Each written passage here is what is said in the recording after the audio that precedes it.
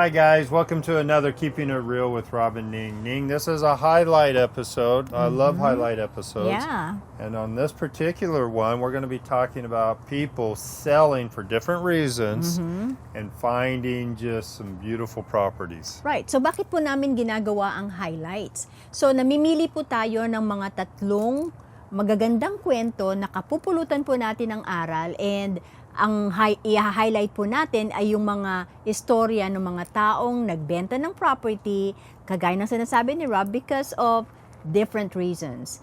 And maybe, Robert, marami ang taong na nag-iisip, and actually, some of our clients din, they're hesitant to sell their homes right now in this market kasi nakikita nila na bumabagal ang real estate market.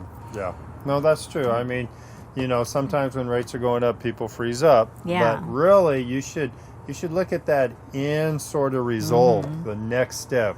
Don't focus so much on your home. Get that sold, and then get ready for in this case, these three examples are, they just bought beautiful properties. Yeah. So kagaya po ng ginawa ni Dr. Alma at Engineer Gerry na dating nakatira sa Santa Clara, California. So yun pong bahay na yun, when they first bought it, it's a perfect house for them because it's in a very nice area. But then, nung magre-retire na si Mister, parang naisip niya, he wants more land na pwede niyang pagtaniman kasi parang yun ang kanyang hobby.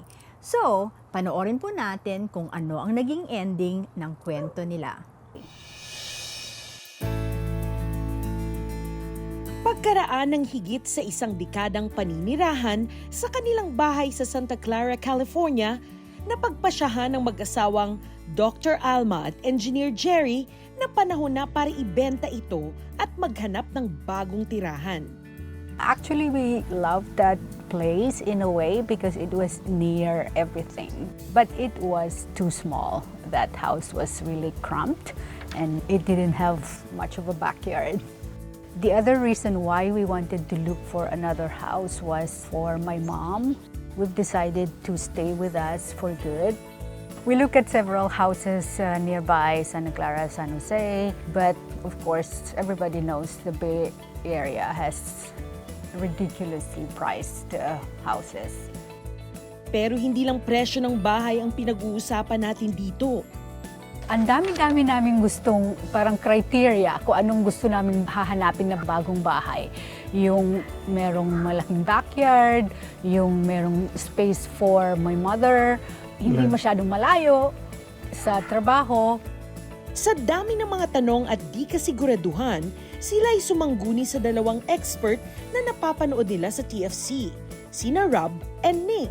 At sa gulat nila, nakahanap kaagad sila ng bahay na napupusuan nila. We always see them on the show talking about real estate and helping people. They told us, okay, go to these websites and see if you think you like any of these houses. We actually just looked at 2 houses and that was it. It's already a listing when I decided to buy a house. So we called Robert and Ning that we are interested in this house in Brentwood. So when we found this house, the big question was, where will we get the money to do the down payment and the closing cost? And we haven't sold the house yet. Since we knew that we had good equity in that house, the other question we had with Rob and Ning was, what about the tax liabilities? We don't know anything about those. Wala naman palang dapat ikabahala ang mag-asawa dahil masigasig na inisikaso ni Rob and Ning ang lahat ng mga alinlangan nila. Di nagtagal, pinalad ang mag-asawa at nakamtan nila di lang ang kanilang dream home, kundi pati na rin ang kanilang forever home. I think this is the one that would check all the boxes. There are bonuses. There's already a vineyard. And they have this very healthy olive tree. I've always wanted to have an olive tree in the backyard. It's not just the extra space that we have, but the environment. We are close to these rolling hills where there are walking trails. I just love that because I do a lot of walking. Sadyang hindi masusukat ang kaligayahan ni na Dr. Alma at Engineer Gerry sa kanilang bagong tahanan. At sila'y lubos na nagpapasalamat sa dalawang taong tumulong sa kanila. I would like to say thank you to Ning and Robert for their energetic and excellent job that they have done to us. We bought a beautiful house. Without their help, we were not able to have this house for retirement. Thank you to Robert and Ning, who have always been there to help us. They were so detailed in their ways of explaining on what other options we have, and we are so grateful for them. Thank you so much, Rob and Ning. After you are denied your 6th, 7th offer, you sort of lose hope, right? You get a little demoralized. Will I ever find that home?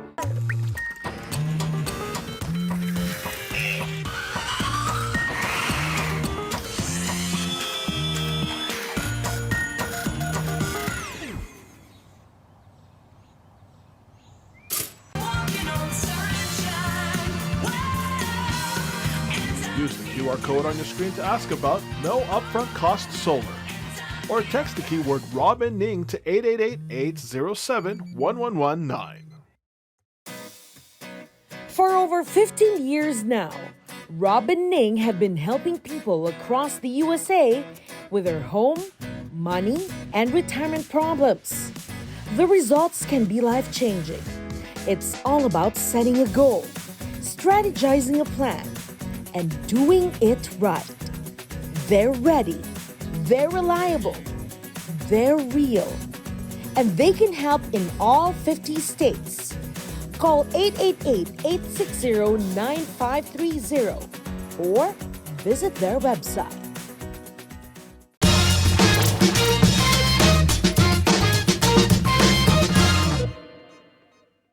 Ning, this next story has to do with someone moving from San Francisco to the East Bay, and it's a good friend of ours, 𝐤𝐞𝐿 Gonzales, Right. you know, and his wife Tracy, right? They had a little condo down in a nice area of San Francisco, Right. on the 5th floor, no elevator, Yeah. right? And they needed bigger. They had 2 kids. Right. And during that time, right, if you remember, nag-short sale yon. They have to short sale the property kasi nga po, kumbaga parang naiisip nila, they're paying more than what the value of the home. It doesn't make sense financially para sa kanila. And so, it's a big decision to make, Rob, kasi from the city all the way to suburban area ng Walnut Creek. Yeah, I mean, we recommended Walnut Creek. We're familiar with Walnut Creek. Yeah. And when they came out, they really kind of took to it. Right. Yeah. So from a condo, now they are on a tri-level property, bigger, much bigger Beautiful, home, beautiful beautiful home home. on top of the hills. And dahil sa paglipat nila sa Walnut Creek, na-inspire tuloy ang asawa ni JC na magbukas ng sarili niyang business. Let's watch it. Bagong kasal, bagong buhay, bagong bahay. Nakabili si na JC at Tracy ng isang condo sa San Francisco. Pero di nagtagal, pinoproblema na ng mag-asawa ito. 2008, we got married. We bought our first home. The down payment requirement, based on the type of loan we got, was very doable. And when I say very doable, I mean it was under $20,000. Today, that's unthinkable, right? But back then, it seemed doable kasi kaya yung down payment, we can make the monthly work, and that was the extent of our decision-making process. The issue was the rate was going to go up eventually in the years to come, but again, we weren't thinking that far ahead, so we thought we were fine until we weren't. Nakadagdag pa sa problema ang pagbagsak ng halaga ng kanilang tirahan. So we bought our condo in 2008. That was right before the recession hit. And you remember 2008, 9, 10, you know, all the home values tanked.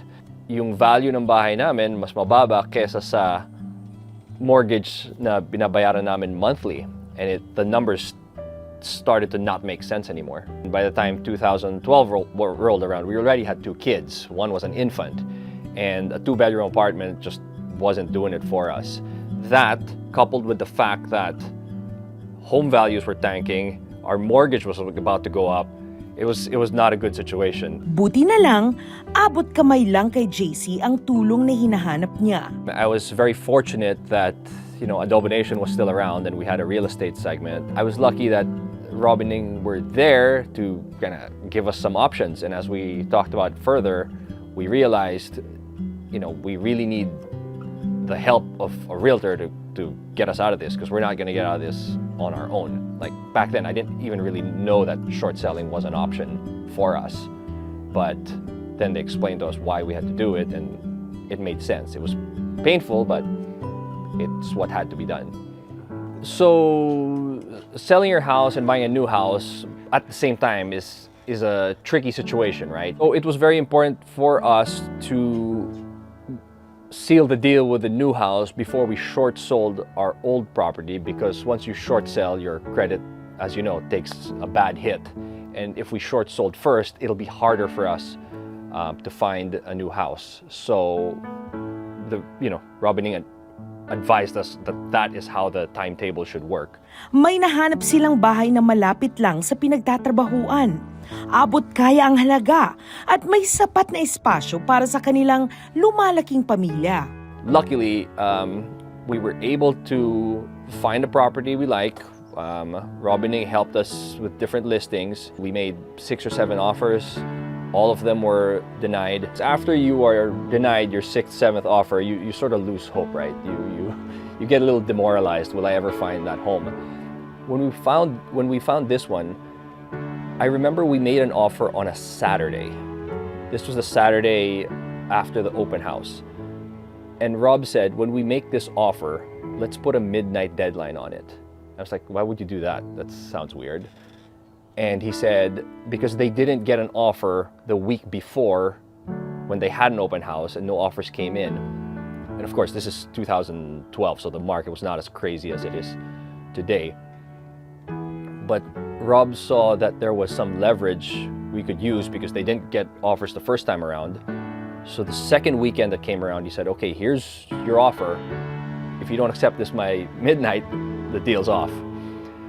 And I remember just saying, okay, I trust that you know what you're doing. And lo and behold, Sunday morning, they get back to us and say the offer's accepted. Ngayong nakabili na sila ng lilipatang bahay, kailangan namang dispatchahin ng condo sa San Francisco.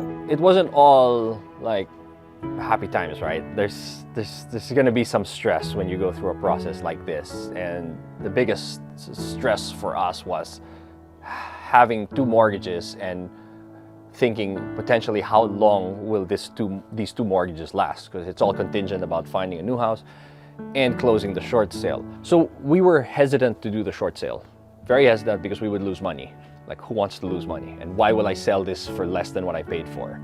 So short selling actually made me a little frustrated that, wow, I have to take a hit. But it was what was necessary to be able to offload the property sooner. Natutunan ni JC na minsan kailangan ka munang magpatalo para sa bandang huli, ikaw naman ang panalo. Laking pasasalamat ng buong mag-anak sa tulong na iniabot ni na Rob and Ning. Thank you to Rob and Ning. Very fortunate that I met you through Adobo Nation. If that did not happen, I wouldn't have known who to call. But whether it's Rob and Ning or any realtor, it's really important that you work with somebody who knows what they're doing and someone who has your best interest at heart, because I know real estate is it's a business, right? You buy, you sell, but there's a lot of real life, real world people that get affected by that. And so make sure that the realtor you're working with is somebody you know and you have a good relationship with, because those decisions are life-changing. Ngayon, itong bagong bahay na to, although maganda siya, gusto namin siya, nalulugi naman kami ng $200 every month.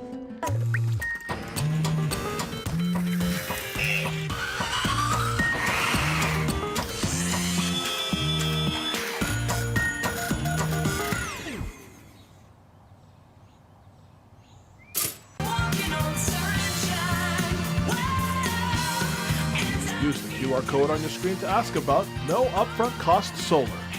Or text the keyword Rob and Ning to 888-807-1119.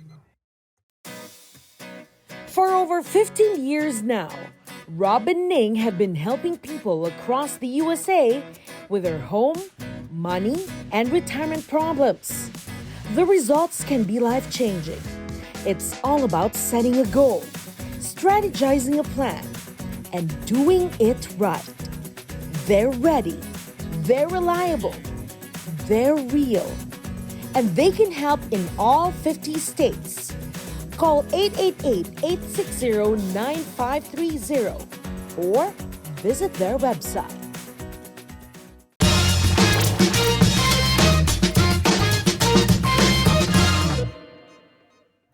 Ning, this last highlight has to do with someone owning an investment property. Mouse, very good friend of ours. He had a nice property in Las Vegas, older, big, right, getting cash flow, but it had a lot of maintenance. Right. Yeah, and so ano po ang naging solusyon?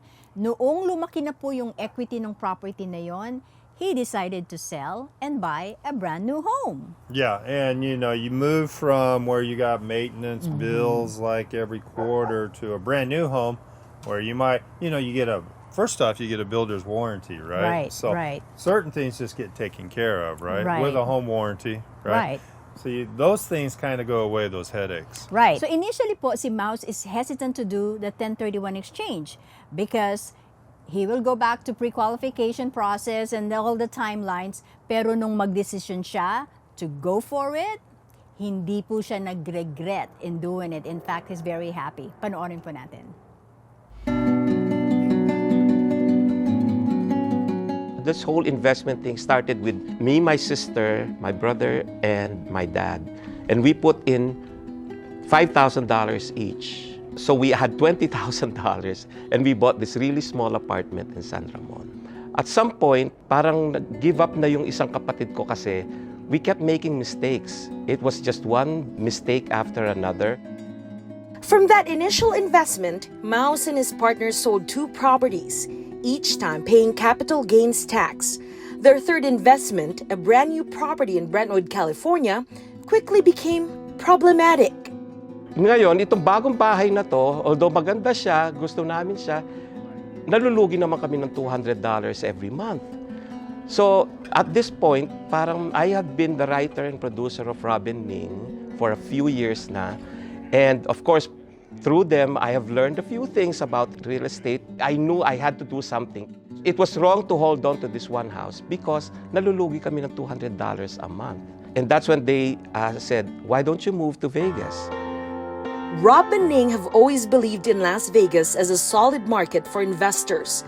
And this time, the duo taught Mouse to buy a property through a program called 1031 Exchange. A 1031 exchange allows an investor to swap out an investment property for another and defer capital gains tax that the investor would otherwise have to pay at the time of sale. I listened to their advice, and with a lot of hand-holding, they brought me to Las Vegas. We bought an existing home. Happily, for the first time in our investment career, kumikita na kami every month. So we were happy for a while until things started to break down. Kung ano-ano na yung nasisira dyan.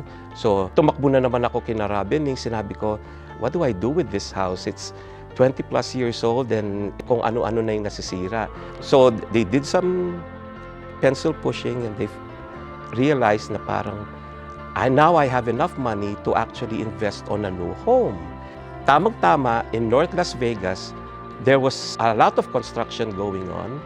So I was able to buy this new home through 1031 exchange. Yun talaga na simulat sa pulpa na natutunan ko na kina Rob and Ning, maganda at very powerful investment tool ang 1031 exchange. Having successfully used 1031 exchange twice, Mouse has seen their investment grow substantially, giving him the confidence to continue investing in Las Vegas. I'm just very glad that I've always had Rob and Ning, by my side. I may not have a lot of resources, but I think what I have is even more powerful because I have the wisdom of Rob and Ning to help me through all these years. Even though pipitsuging investor lang ako, I guess doon ako sinwerte. Hindi ako sinwerte sa mga bahay ko. Sinwerte ako that I have Rob and Ning by my side. Ning, I really like these highlights, but let's just take a moment and talk about really the 3 most common reasons why someone might not sell. Right. So, based po sa aming mga clients na na-encounter, ang unang reason is because they're thinking na yung bahay nila is the best thing ever already. So they don't need to do anything, and so this is it. This is where they're gonna live for the rest of their lives. Yeah, and and you have multiple people living in, they don't have enough bedrooms for the family, right? Right, And so yeah. the house really isn't suitable, but they just will make do. These stories that we featured, Robert, all of them had a great stories na, naging maganda yung result ng kanilang pagbenta at pagbili ng panibagong property. Yeah, if you look at all the people that have sold and bought, almost 100% are much happier. Yeah, right? exactly. But they just got to get past those early sort of apprehensions to selling. Yeah. Ang second reason, Robert, is yung karugtong ng sinasabi mo na very sentimental po tayo doon sa property. Especially sa Filipino culture, and we always talk about this, right? Na kapag ka doon na lumaki yung mga anak natin, o kaya doon tayo, yun ang unang bahay natin. So we're thinking na wala nang ibang pwedeng mangyaring maganda if we move kung aalis tayo dun sa property na yon. And I remember fully yung isang sinabi ng client natin na finiture natin dito one time, na sabi niya nga, there's a lot of memories dun sa dati naming bahay, pero we can build new memories doon sa lilipatan namin anyway. Yeah, our experience is, they have the strong attachment to their house, and as soon as they move into their new one, they don't really even talk about the old one anymore. That attachment leaves in about a week. Right, especially kung yung bahay na yon is, pinre-up yung kanilang equity and they are financially free. Yeah. It's much better. So, ang pangatlo is yung change. No one wants change, di po ba? That's true. I mean, change is difficult. Sometimes you just have to change, right? Yeah. So you need to move closer to your job. You need a bigger home. You need a downsize. Right. You need, change is just a part of life. Right. And change can be good. And that's why po, mahalaga na, you think it through, ano yung pros and cons ng ating mga desisyon. And, again, we just need to, especially yung mga retirees, right? Let's enjoy our lives while we can. And enjoy din yung equity natin if we have it. And, maybe prepare our lives for better, obviously. Kasi otherwise, there's no reason to change things. That's exactly right. That's exactly right. So, Ning, for those out there, if they're in a position where they're thinking about selling, and it starts there, thinking about selling, but they're kind of apprehensive, right? What should they do? We can help you po analyze your situation. Let's run some numbers and see if it makes sense, because otherwise we will be the one telling you, keep your house because that will be good for you. And we have done that. We've done that multiple times. That's right. So if you have questions for us, give us a call at 888-860-9530, or you can visit us online. Or go to our website po and schedule yourself for a free consultation with either Robert or Ning, or visit our Facebook page, Keeping It Real with Rob and Ning. Ang bago po nating website is keepingitreal.pro. That's right. And don't forget to join us again next week for another episode of Keeping It Real. But until then, Bye.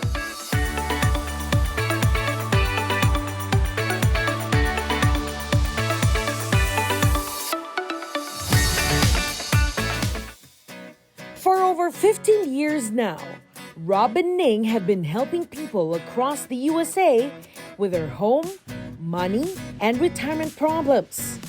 The results can be life-changing. It's all about setting a goal, strategizing a plan, and doing it right. They're ready, they're reliable, they're real, and they can help in all 50 states. Call 888-860-9530 or visit their website.